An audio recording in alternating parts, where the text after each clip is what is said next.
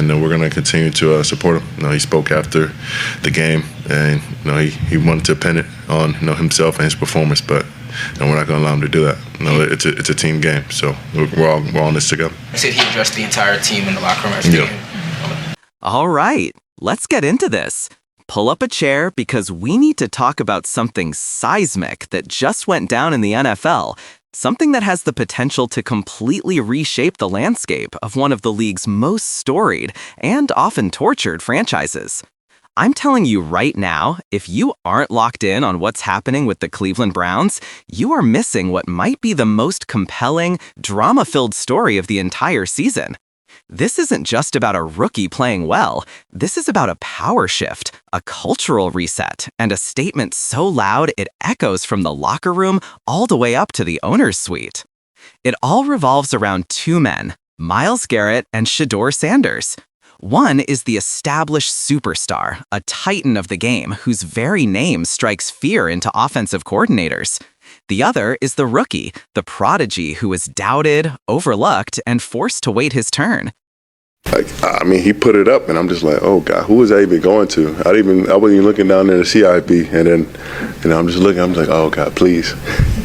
And he drops it in the bucket, and he reaches it out. I'm like, please, just don't fumble into the end zone. And I'm just like, wow, there's not many guys in the league that can make that throw. So that was a hell of a throw. I hope he can continue to grow and develop, for making plays like that, and he'll take it from there. And what just happened between them in the wake of a dominant victory over the Las Vegas Raiders is the kind of thing that defines eras.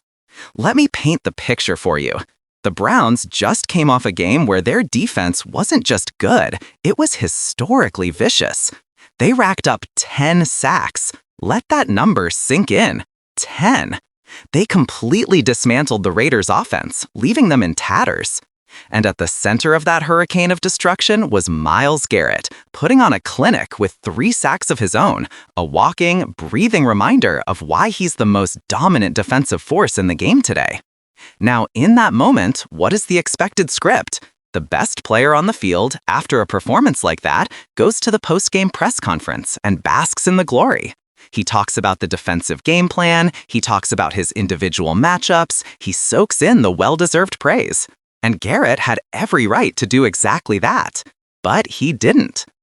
He made a conscious, deliberate, and frankly, brilliant decision to break from the script. He stood at that podium with every microphone and camera on him, and he chose to use his moment of supreme individual triumph to shine a massive, unforgiving spotlight on his rookie quarterback. This wasn't an accident. This was a calculated move by a leader who understands the weight of his words and the power of his platform. And he didn't just offer some vague, hey, the kid played well platitude. He got specific, painfully specific. He described a single play, a 52-yard laser beam from Shadeur Sanders to Isaiah Bond, with the detail of a film critic. He described the anticipation, the anxiety, and the sheer awe of watching it unfold. He said, and I'm paraphrasing, I saw him let it go, and I'm thinking, oh God, who is that even to? Please don't be a mistake. And then he just dropped it in the bucket, a perfect pass. And I'm sitting there realizing there are not many guys in this entire league who can make that throw. Stop and think about the magnitude of that statement. It's not just praise, it's an expert evaluation. Myles Garrett isn't a cheerleader. He's not a backup trying to be a good guy. This is a 3-time first-team All-Pro, a former Defensive Player of the Year, the cornerstone of the entire Browns organization. He has spent his entire career battling the likes of Patrick Mahomes, Josh Allen, and Joe Burrow. He knows what elite quarterbacking looks like because he has to try and destroy it every single week. So when he looks you in the eye and says a rookie made a throw that transcends the ordinary, that is a credentialed opinion. It's authentic, it's credible, and in the ecosystem of an NFL team, it is incredibly powerful. Let's zoom in on that throw because it's a microcosm of everything that has people so excited. This wasn't some schemed up play where the receiver was wide open by 10 yards. The pocket collapsed, the protection broke down, defenders were in Shadeur's face. In that scenario, 90% of quarterbacks, veterans included, take a sack, throw the ball away, or force a dangerous pass that becomes an interception. Shadeur did none of that. He displayed a level of poise that you simply cannot teach. He navigated the chaos, kept his eyes downfield, used his feet to buy a half second of extra time, and then, with a defender bearing down on him, he unleashed a perfect spiral that traveled over 50 yards in the air and landed directly in the arms of his receiver in stride. That is not just arm talent. That's a combination of arm talent, situational awareness, mental processing, and outright guts. And the reaction on the Browns sideline told you everything you needed to know. This wasn't a polite golf clap. This was unadulterated, genuine shock and excitement. Players were leaping up, their jaws on the floor.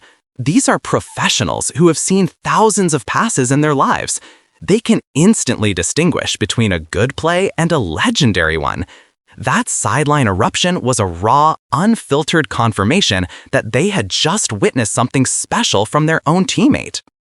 Now, to fully appreciate why this is such a monumental story, we have to rewind the tape on Shadeur Sanders' journey. This is what makes it all so dramatic. Coming out of college, he was widely regarded as a first-round talent. He had the pedigree, the production, the poise. But then draft night came, and it became a slow, painful slide. Pick after pick, round after round, his name wasn't called.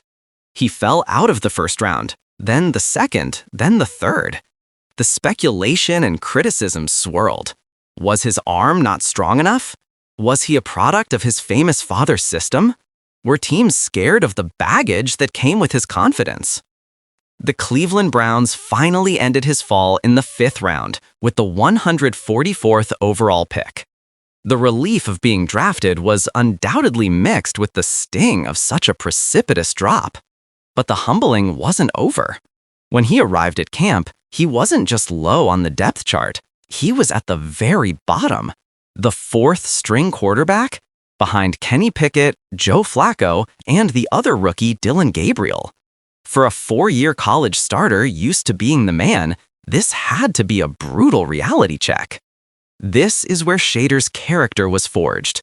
He could have become a malcontent. He could have leaked his frustration to the media, demanded a trade, or been a negative presence. He did the exact opposite. He became the ultimate professional.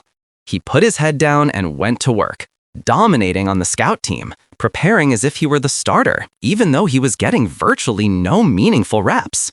He earned respect not with his mouth, but with his actions. The veterans in that locker room took notice. They saw a young man handling immense adversity with quiet dignity and a relentless work ethic. So when an injury to Dillon Gabriel finally thrust him into the starting role, the foundation for this moment had already been laid. His teammates weren't just giving him a chance, they were actively rooting for him. They had seen his talent in practice and admired his character off the field. Myles Garrett's very public endorsement wasn't the start of that support, it was the powerful public culmination of it. This now creates an impossibly difficult and career-defining dilemma for head coach Kevin Stefanski. The incumbent, Dillon Gabriel, is still in the concussion protocol. Player health is paramount and he cannot be rushed back. But when he is medically cleared, Stefanski faces a decision that will echo for years. On one hand, there is the inertia of the original plan. Gabriel was his guy. He got all the first-team reps throughout training camp and the preseason. There is a natural tendency for coaches to stick with their initial decision, to prioritize stability and not be swayed by what they might see as a single flash-in-the-pan performance. On the other hand, you have Shadeur Sanders. The rookie didn't just manage the game, he electrified it. He didn't just win, he became the first Browns rookie quarterback to win his first start in 30 years. Let me repeat that, 30 years. He didn't just execute the playbook, he made throws that expanded it. And most importantly, he has now unequivocally won the locker room. When your team's alpha dog, your franchise player, uses his moment in the sun to anoint the rookie, that is a message the coach ignores at his own peril. If Stefanski goes back to Gabriel, he risks alienating his best player and the core of his team.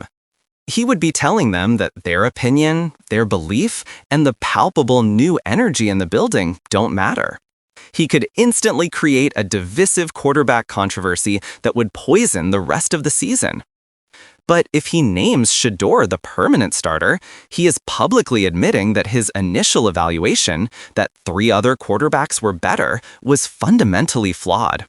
It's an admission that can undermine a coach's authority and open him up to second-guessing on every future decision.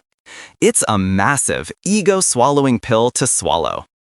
The upcoming game against the San Francisco 49ers is no longer just another matchup. It is the next chapter in this high-stakes drama.